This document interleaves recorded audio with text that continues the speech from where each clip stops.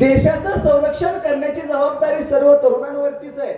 आणि आज व्यसन आणि फॅशनच्या जमान्यामध्ये तरुण संपत चाललाय. अरे कशी असावी तब्येत, अरे कशी असावी ताकद. जुन्नर लुटलेला आहे महाराजांनी, मुघलांचा जुन्नर लुटलेला आहे. आणि त्यावेळेला जुन्नर लुटत असताना संभाजी कावजी कोंढाळकर आणि तानाजी मालुसरे लुटीचा माल बाहेर करतायत. आणि त्यावेळेला यवनांचे काही सैनिक हातामध्ये तलवारी घेऊन संभाजी कावजी कोंढाळकरावरती चालून येत आहेत. त्यावेळेला संभाजी कावजी कोंढाळकर काय करतायत, तानाजी मालुसरेला सांगतायत, ताना तू काय कर, दांडपट्टा फिरव. तानाजींनी आपल्या हातामध्ये दांडपट्टा घेतलेला आहे, गरगर गरगर गरगर गरगर गरगर गरगर फिरवायला लागलेले आहेत.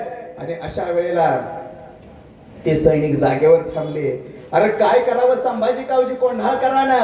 समोर एक अरबी घोडं उभं होतं बरं का, अरबी घोडं, दष्टपुष्ट ताकदवान अरबी घोडं उभं होतं. संभाजी कावजी कोंढाळकर त्या घोड्याजवळ जातायत आणि त्या घोड्याजवळ गेल्यानंतर खाली बसतायत. आपल्या उजव्या हाताने त्या घोड्याचे दोन पाय पकडतात, आपल्या डाव्या हाताने मागचे दोन पाय त्या घोड्याचे पकडतात.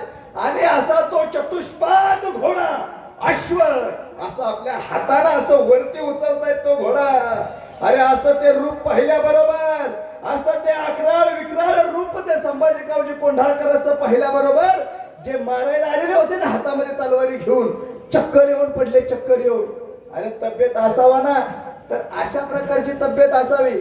आता शिळीचं दूध सुद्धा काढायला 2-2 माणसं लागतात नाही का बाबा.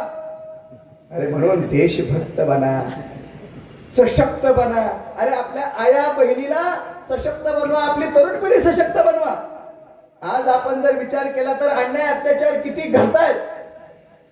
अन्याय अत्याचार घडत असताना आपण निर्व्यसनी असलं पाहिजे, व्यायाम केला पाहिजे, तलवार चालवता आली पाहिजे, दांडपट्टा चालवता आला पाहिजे, भाला चालवता आला पाहिजे.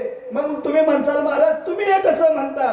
कारण मी स्वतः आतापर्यंत 40,000 मुलींना हे तलवार, दांडपट्टा, लाठीकाठी, युद्धकला प्रशिक्षण दिलेलं आहे. किती आतापर्यंत 40,000.